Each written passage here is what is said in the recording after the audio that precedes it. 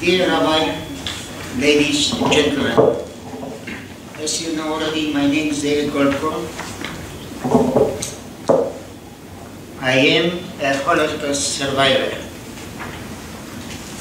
Each of us Holocaust survivors can fill out volumes about our sufferings at the hands of the Nazis.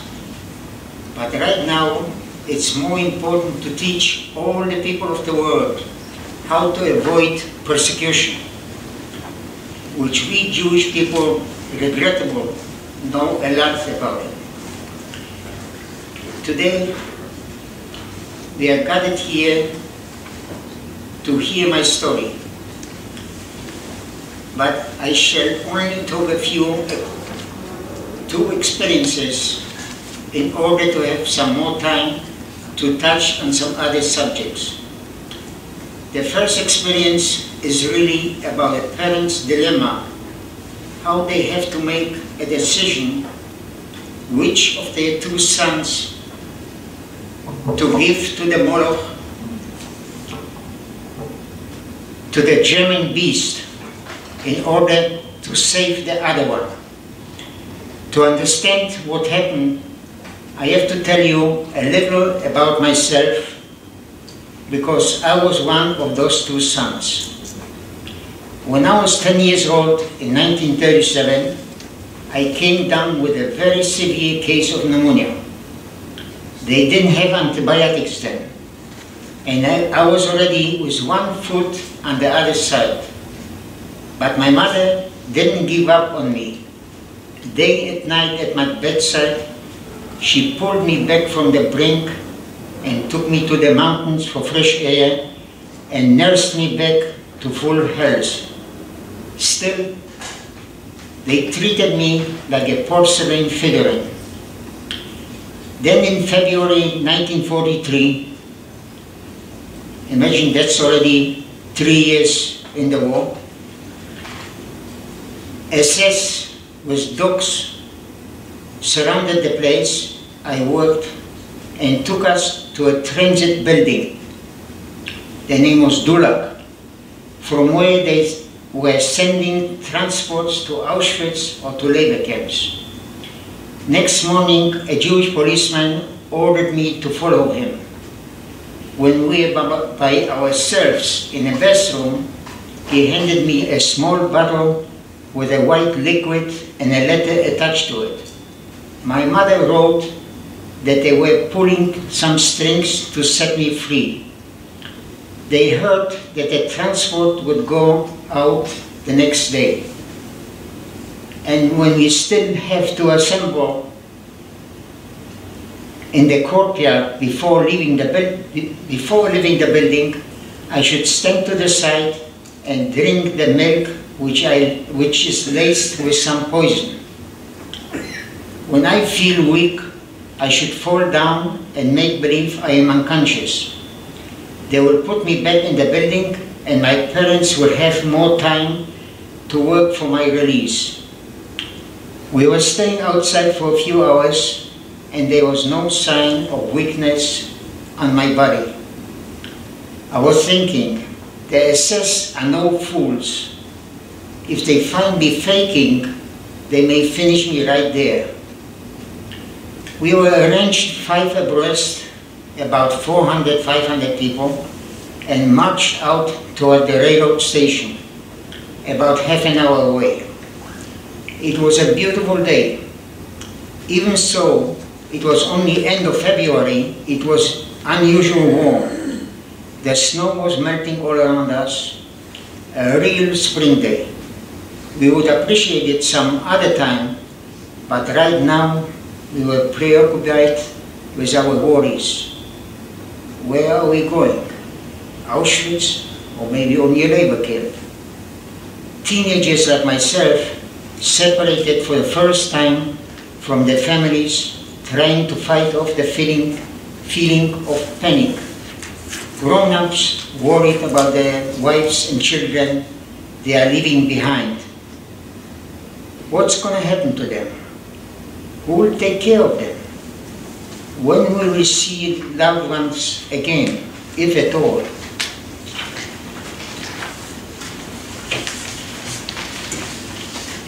In heavy winter clothing, we perspired heavily, and now I started feeling some weakness.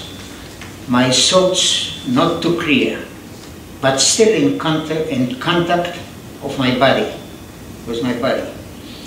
I was thinking,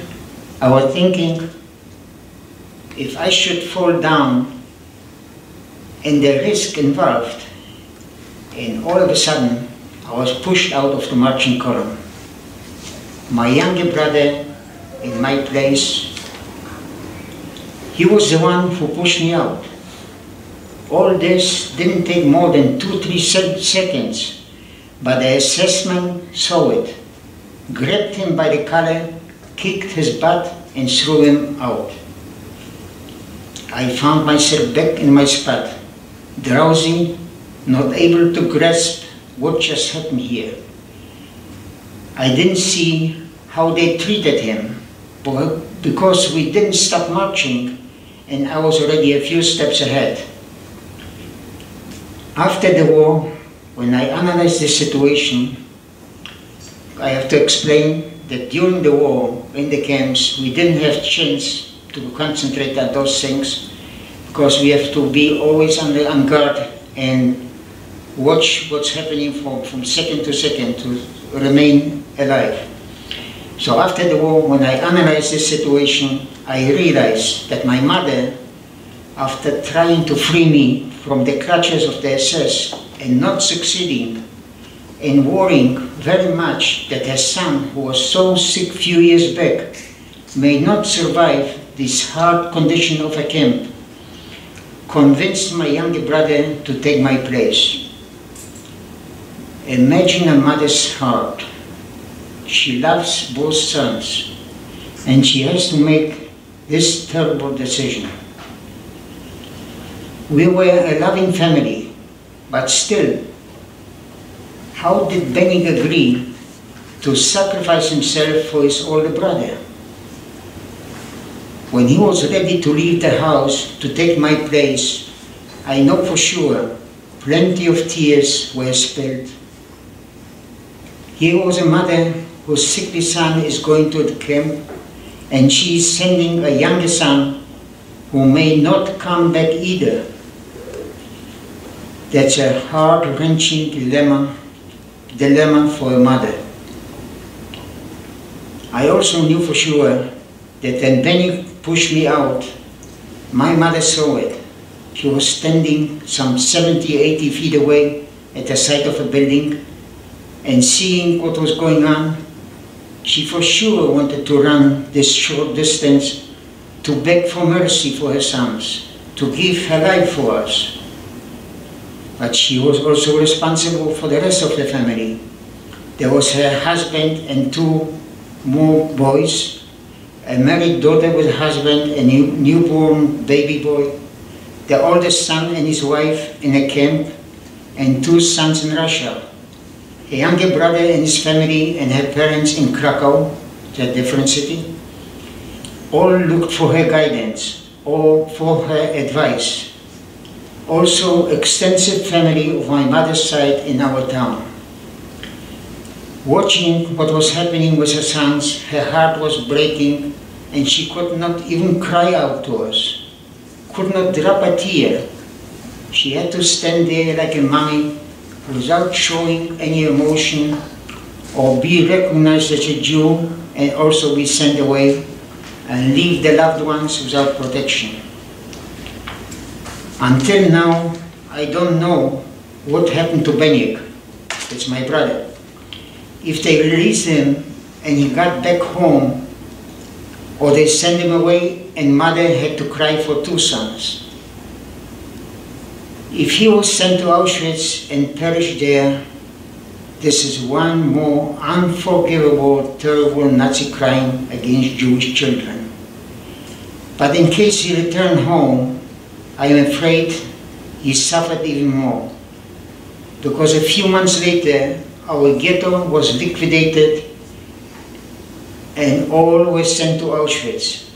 And Benyek and Henrik were identical twins. They probably fell into Dr. Mengele's hands, and he was known for his brutal, inhuman experiences. The second of my experiences with the Nazis took part during the last few weeks before the liberation. As the Russian front was coming closer, the SS got an order from Berlin to take us Kazakh inmates on a march toward the west.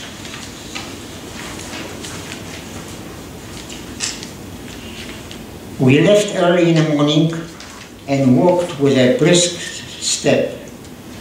As a result of my malnutrition, many of the inmates, after a few hours, started to fall back, and whoever fell back a step or two behind the last row was taken away to the forest and got a bullet in his head. I was getting physically exhausted and couldn't keep up. My feet were not obedient to my will anymore. There was no way to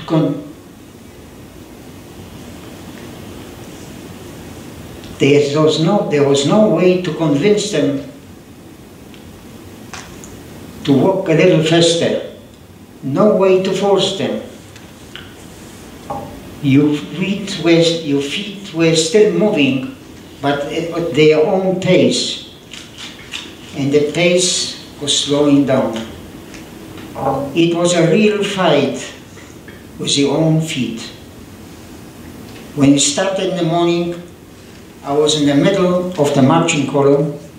Now I'll find myself in the last few rows. Every one of us in the back tried to force himself to a quicker step, but very few were able to do it, and one by one were pulled over to the forest. It was starting to get dark, and we didn't stop for rest yet. And we didn't get anything to eat, since the little slice of bread and watery coffee early in the morning. But nobody complained of hunger. We were used to it. But everybody was terribly exhausted. After all, our malnourished bodies were driven forward for so many hours. We needed some rest. Everyone was absorbed with a struggle to survive the next few minutes. The assessment must have been tired too, so eventually we'll stop for the night. Have to struggle a little longer, and we'll get out our rest. Have to force our reluctant feet to a quicker step, not to be pulled over to the forest. We wanted to survive so badly, especially after we went through so much, and in spite of everything lasted until now. And especially when the war comes to an end. Maybe we'll be lucky and find our loved ones. All over the column, some inmates were helped by others, but more were lagging behind. The assessment were now busy pulling 2 prisoners at a time into the forest. I was determined not to give up, to keep on fighting with those stubborn feet. I wanted to survive until the end of this terrible war and get together with my family. But those feet felt heavy like lead. Every minute was an eternity. And there were so many eternities. But finally, there came a moment I started to think, maybe I'm fighting a lost battle. Maybe there's no hope for me. Maybe I am deluding myself.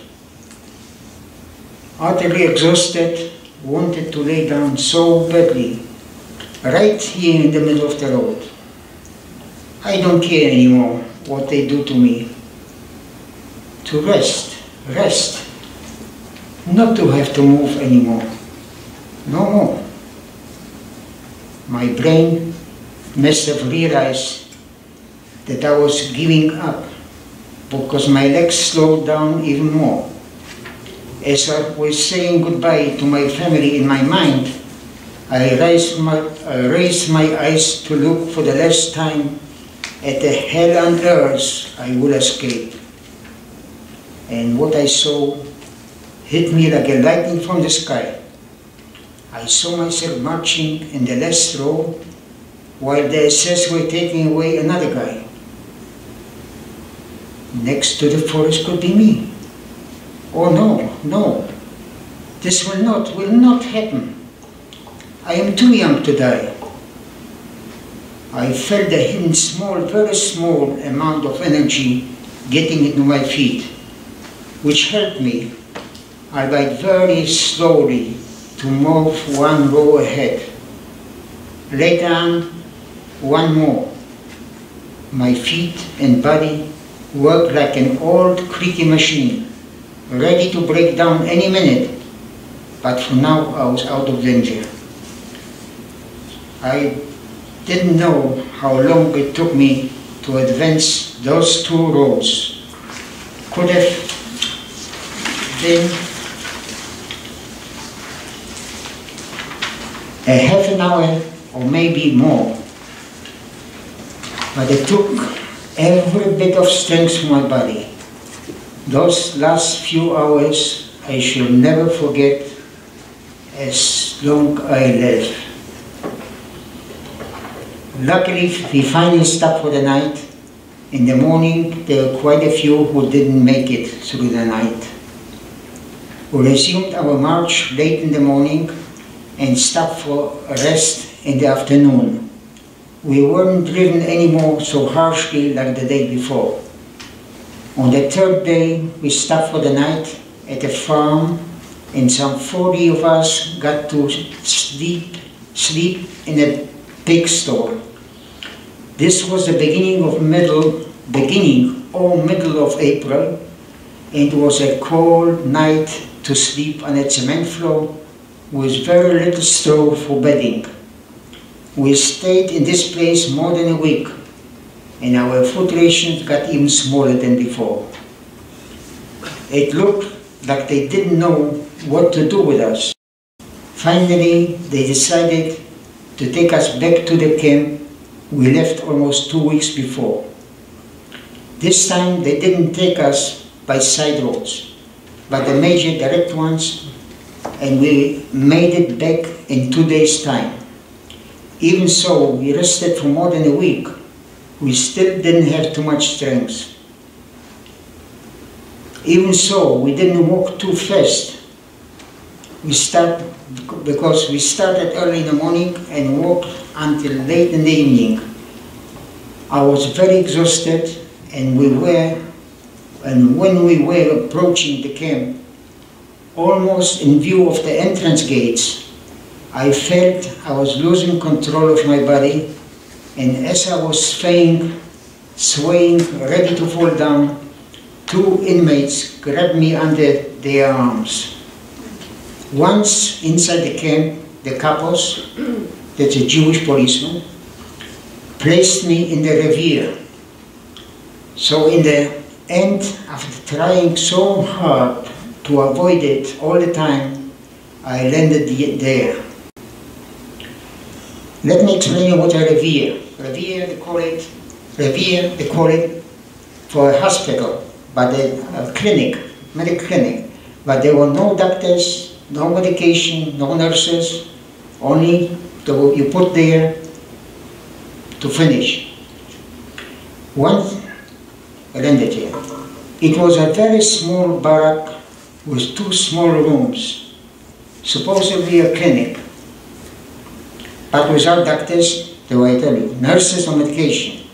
We knew there was no way out from there, only to Auschwitz by transport. One room had some 20 bunk beds and no windows. The other room was for the assessment to make inspection of the inmates to decide if to let him go back to his bunk for another day or to send him the same day with the transport. The next day I heard that inspection is always in the afternoon. We have to take off our revere gown and parade in front of them. They pay special attention to how steady the guy is on his feet. He has to walk a straight line. As weak as I was, I got down from my bunk and started walking around the room. A few others were doing the same.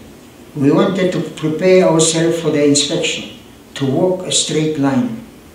Not one of us was too steady on his feet, but everyone hoped to be able to pull it off in front of the SS, and this way win a day and maybe live to the end of this war.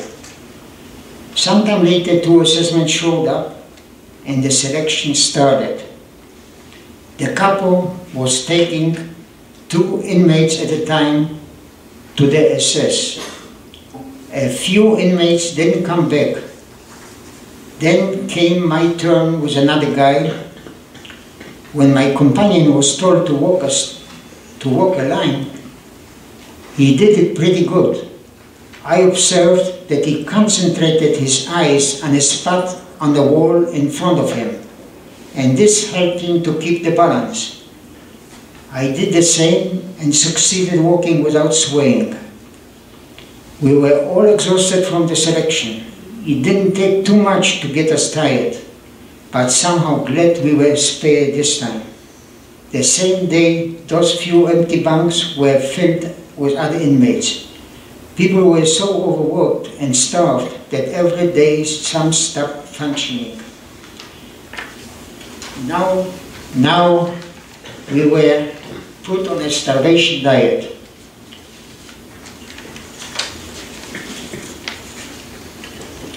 From one day to another to the next, we grew weaker. We were not hungry anymore.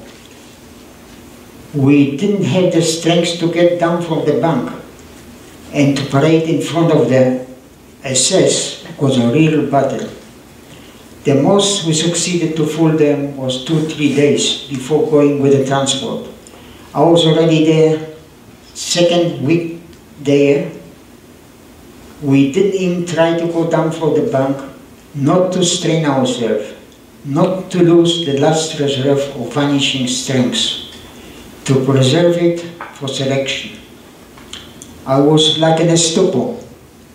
The only thought crossing my mind was selection.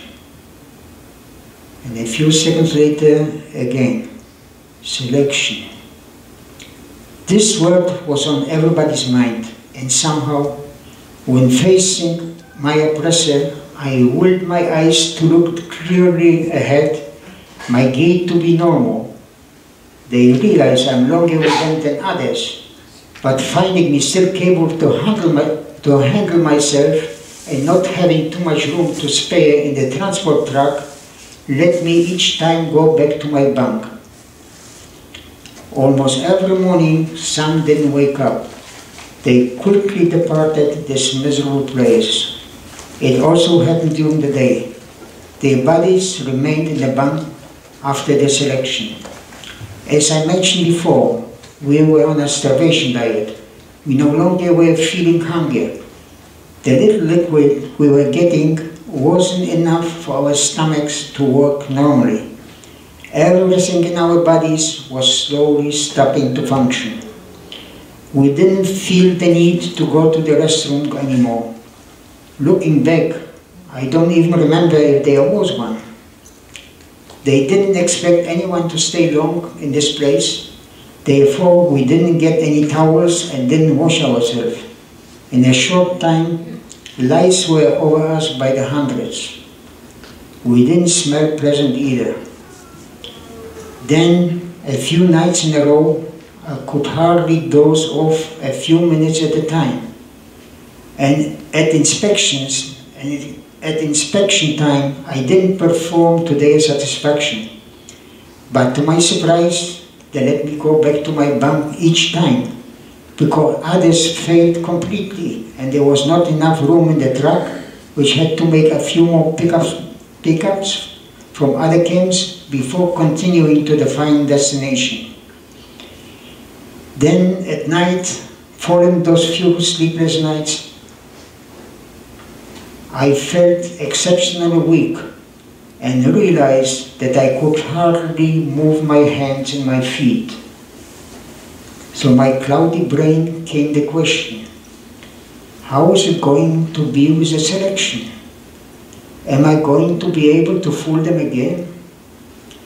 Within a few minutes, in slow motion, the brain came out with an answer. Let's get off the bunk and see how I can handle myself. As soon as I put my feet down and tried to stand up, I collapsed to the floor. Nobody heard it. There was hardly any noise.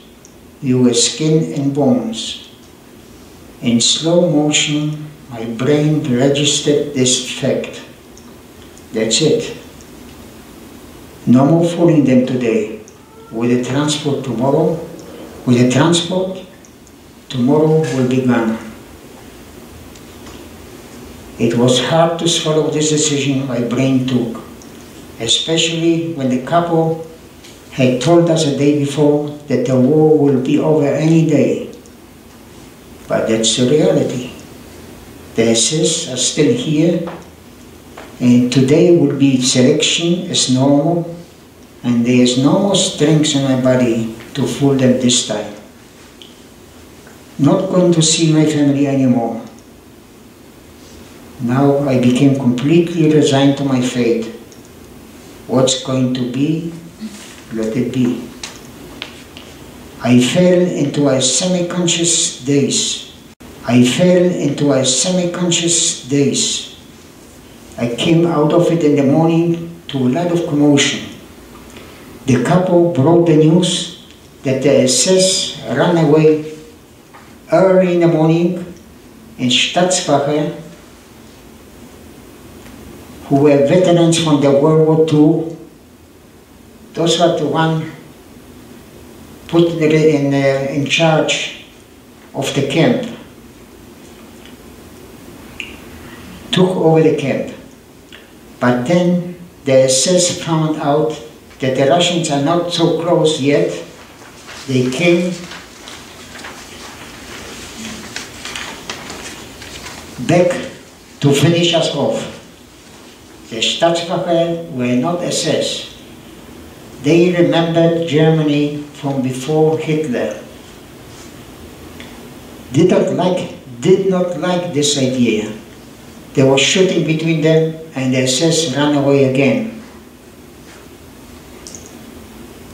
In my tired brain, something was waking up. So maybe it's not my last day. This good news worked on us like a miracle. Even the few who were actually dying showed some renewed interest to life. But for them, it was already too late. Within a day, they were gone. I kept the conversation with my cloudy brain, telling it, no more selection, no more parading in front of the SS, and no more scared of Auschwitz. But a few minutes later, there came another question. What if the SS will come back again? To this, I did not have an answer. All of this excitement and uncertainty caused my brain to cloud over completely, and I dozed off. When I woke up, the couple was bringing our food rations. I couldn't believe my eyes. This time, I got a nice piece of bread and a full cup of real soup. We couldn't eat so much anymore. Couldn't eat anything.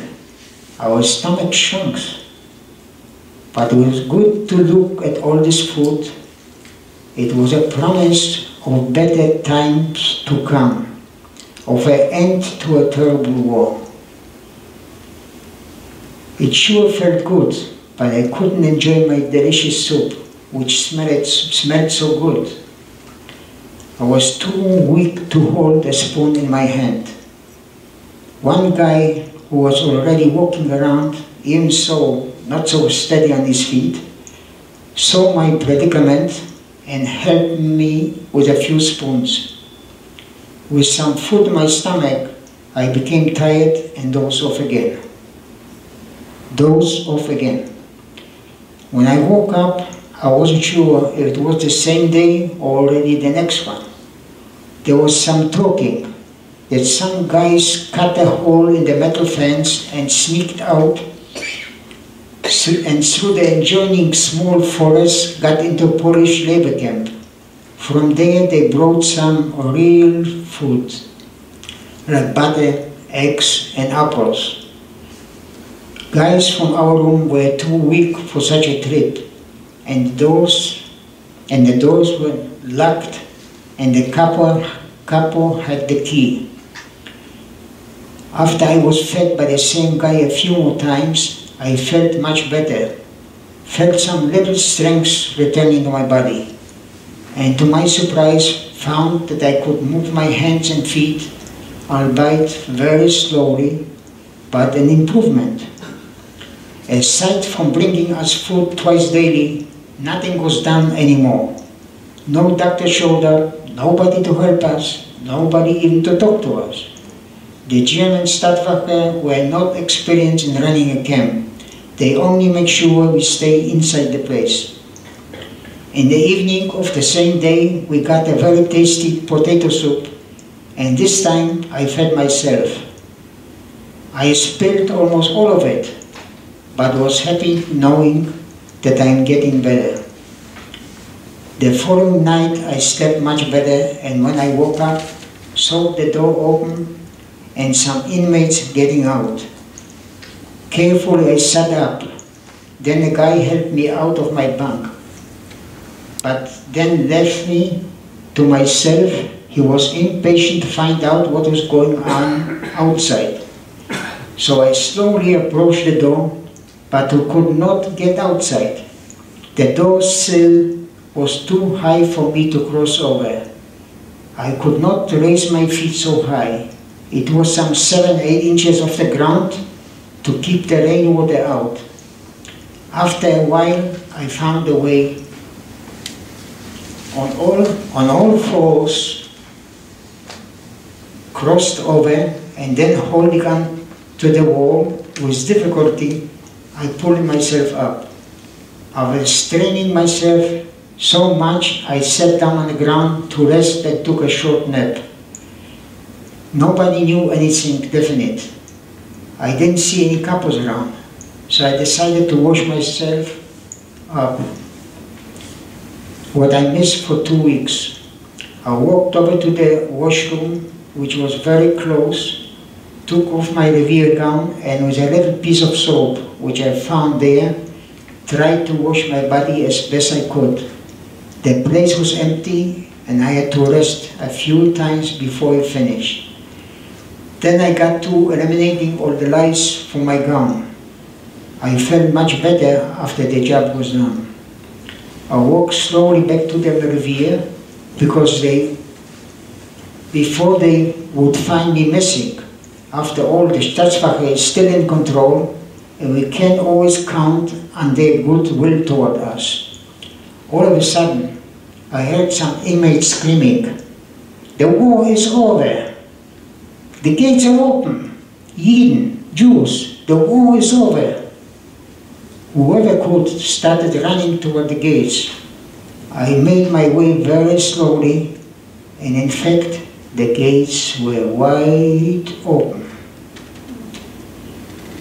It was a beautiful day, May the 9th, 1945, and there was no limit to our happiness. And there was no limit to our happiness.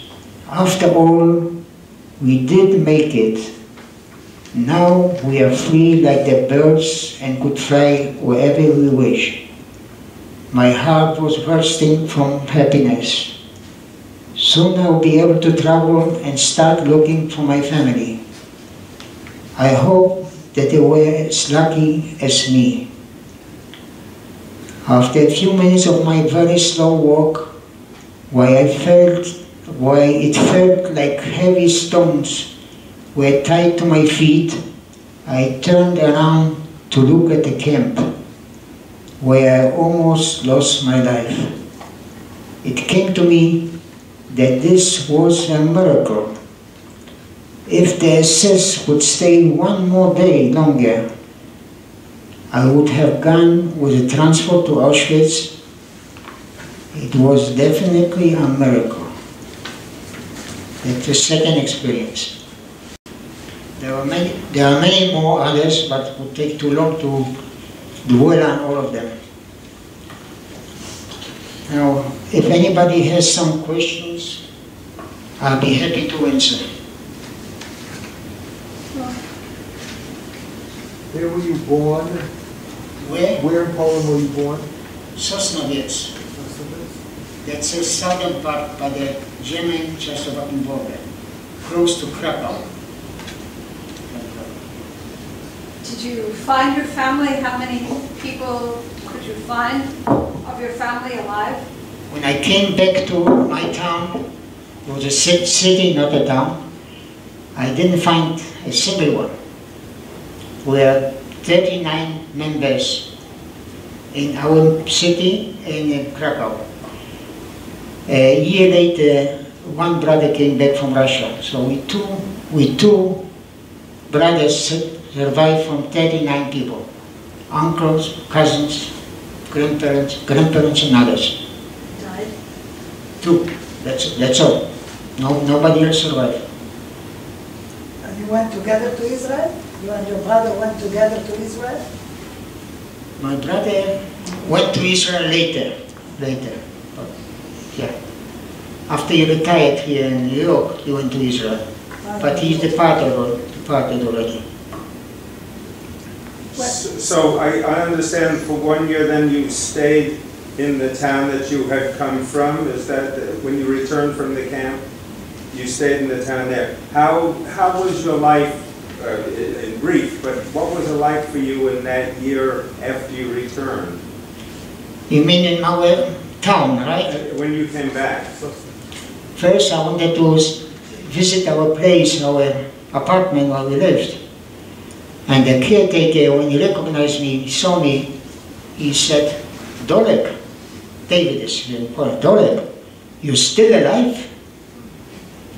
I believe I didn't understand what he meant, because they expect us all to be gone already and take over all the, buildings and apartments and everything. I made believe I don't understand what he meant, so I asked him, I would like to go up and see the apartment where you grow up, Oh, he said, don't you dare. The Boy Scouts there, they're going to kill you. And this is a Gentile fellow who my father helped him constantly. For many years, I remember, my father helped him constantly. That was the feeling against us Jewish people. And I worked a short time as a watchmaker, got a job by my father's friend who survived. Then I joined a organization, Jewish organization, preparing to be a pioneer, a Halutz in Israel. And then we went to Germany. From Germany I immigrated to Israel. And from Israel I landed here. A wandering Jew.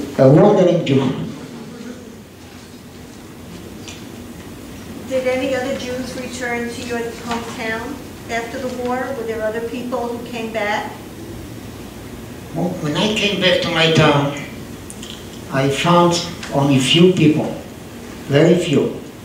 But with the time, the population there in our town was 120 people, there was 27, 28,000 Jewish people. Out of the Jewish people, survived something like 5%. That's how it happened. That's how it happened all over. But, so I know quite a few people who survived, but very few. Yeah. After you left, when you immigrated, about how old were you at that point, and what did you do, leaving all that behind you? So what did you do as a profession, a livelihood, after you left?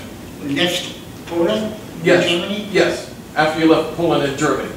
After I came to see, my father was one of the best jewelers. We had jewelry store, jewelry manufacturing, and I learned quite a bit, And when I came to Israel, I worked as a jeweler, and I worked other things too, because there wasn't enough. People didn't have too much money then for luxuries. So I worked in truck business and other things. That's how we survived. The young lady goes before you, don't mind. Now that you're older, how do you find your experiences and your memories are affecting you now in your older years as opposed to when you were a young person? How is it revisiting you now, and how are you dealing with it, with the Holocaust now? You're referring to memories about my experience or the memories in general? Either one. Right. As you get older, the memory gets affected. As you get older, the memory gets affected. But those things what we went through, even with a weak memory, you can never forget. Never forget. You remember everything. You may not remember exactly the day or the time when it happened, but you remember all those things. This is in your brain, engraved in your brain. But otherwise, the memory is like known like all other people. How do you cope with those memories? How do you cope with that? After the war, I had nightmares quite a long time. But then I decided I don't want to suffer from the nightmares anymore. After all, when I woke up, I realized the war is over. Why should I have those nightmares and suffer?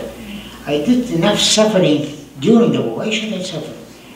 And I was thinking about it for a while, and then I decided, when I'm going to have the nightmares, I have to wake up and tell myself that didn't have worked right away, but after a few tries, all of a sudden I trained my brain with it. When I started having the nightmares, the SS after me, pulling me over to the forest, other experiences, all of a sudden I told myself, didn't I promise myself to wake up and not to suffer? And eventually it worked. And I got rid slowly, I got rid of the nightmares, and no more nightmares. One hears that the Holocaust victims are very reluctant to speak about their experiences, especially to their children. Did you ever go through a period where you would not want to talk about it at all? You see, old age affected my memory a little and also my ears. Let me repeat my question. Was there ever a period in your life where you completely tried to get it out of your head and did not want to talk about your experience, and then later on came back and began speaking about it? No. Especially to your children, though.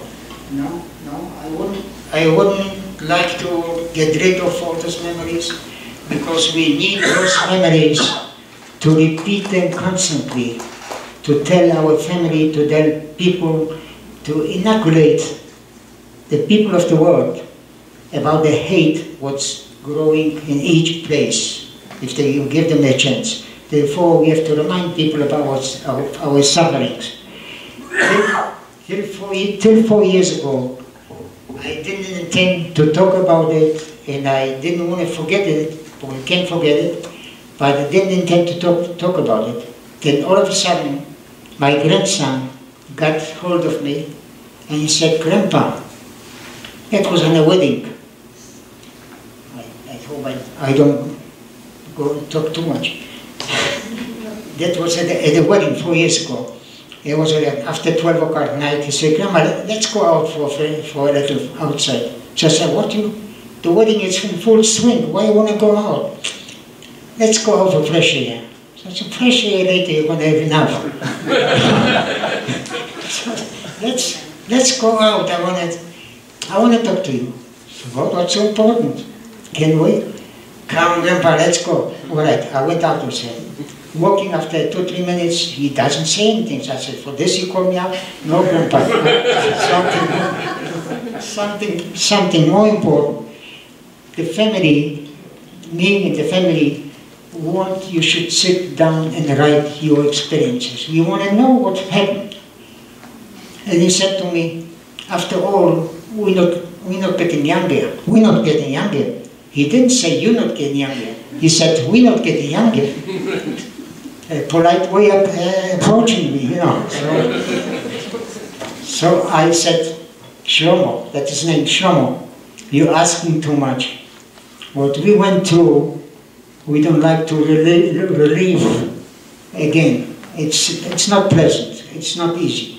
You're asking too much. I wish I could do it, but again, it's impossible. No, ask me something else." So I said, "No, Grandpa, we have to do it."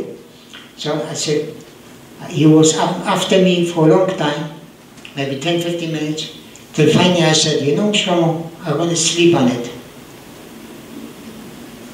When I got home, after thinking it for a day or two, I said, if a young fellow like this, 17 years old, comes in the name of the family, all of them want to know, it's time to open up. It's time to open up and tell the story, how it happened. And I wrote down, that was 4 years ago, I wrote down the memorial, what you have there.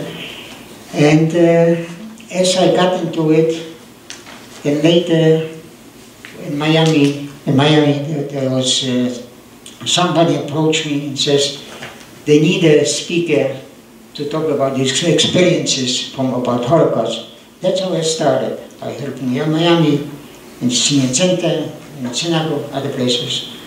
And I am happy that I can do it and remember it, because this way shows the people of the world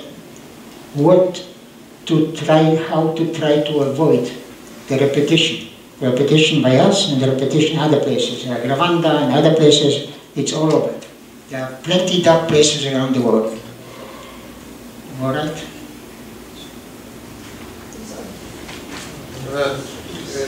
Two questions, one very short.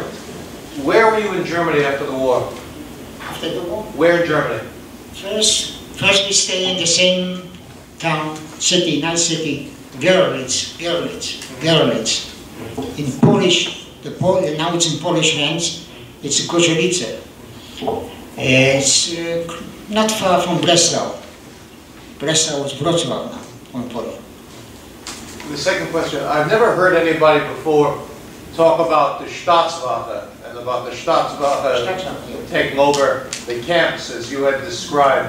I don't know about the other, sorry to interrupt you, I don't know about the other camps, I can tell you only our camp. But when the SS ran away, they had to be somebody, because after all, they still considered us a dangerous element, you know. So somebody to watch the camp, that the inmates shouldn't run away, and the population couldn't get scared of it. So the Staatswache was assembled from the old Wehrmacht, from the old army, from World War II army soldiers. World War One? World War I soldiers, yeah. All the fellows. So they were Staatswache. The Staatswache, the meaning is the guardians of the town, of the city of the town. And what exactly happened between them and the SS when the SS, you said, tried to come back? Yeah. What exactly happened? Can you just repeat that?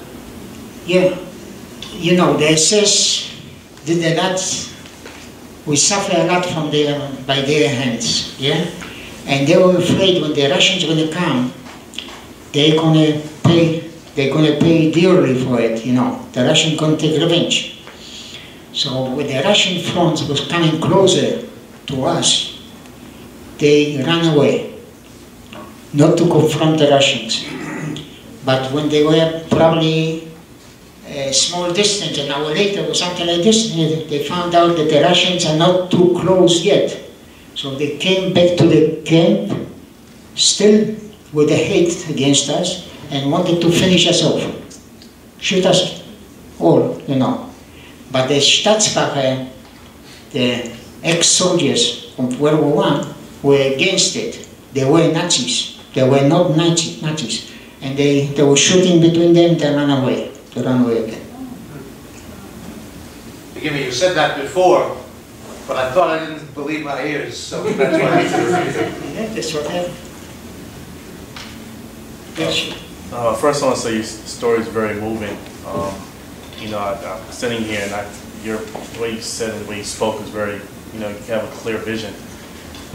I guess back to what he was saying, was there a lot of infighting between the Staatswache and the SS? Did you see a lot of fighting while you were there at the camps between them, or was there just one time? I didn't see anything, because the small barrack, what was the revier, what they call it, was on the side. Okay. The camp wasn't too big, but still it was closed. The door, we didn't have no windows, and the door was closed, locked, and we didn't hear. Maybe others heard. Okay. But we were on the side. We are on the side of the camp, so we didn't hear. Should we move on to the next part? Is it back there? Let's take one more question from back there. I don't know, I only hear from so far. Speak up. How was it like getting to Israel in the 1940s after the war? Because I know the British issued the white papers and immigration wasn't really allowed. Going to Palestine. Can you talk about getting into Israel? I get that translated. How was it to get into Israel during the 40s? Did you have any difficulties immigrating to Israel? Immigration to Israel? Getting in. Who accepted you in and how did you get in? No. When I went to Israel, was already the state was established. So I came there a legal way. I came there in the beginning, April 49. It was already a year after establishing the country. So I didn't have no difficulty to get there. I didn't need more difficulties. Where did you live in Israel? Where did you live in Israel? I lived in Tel Aviv, but I know most of the country because I was traveling all over.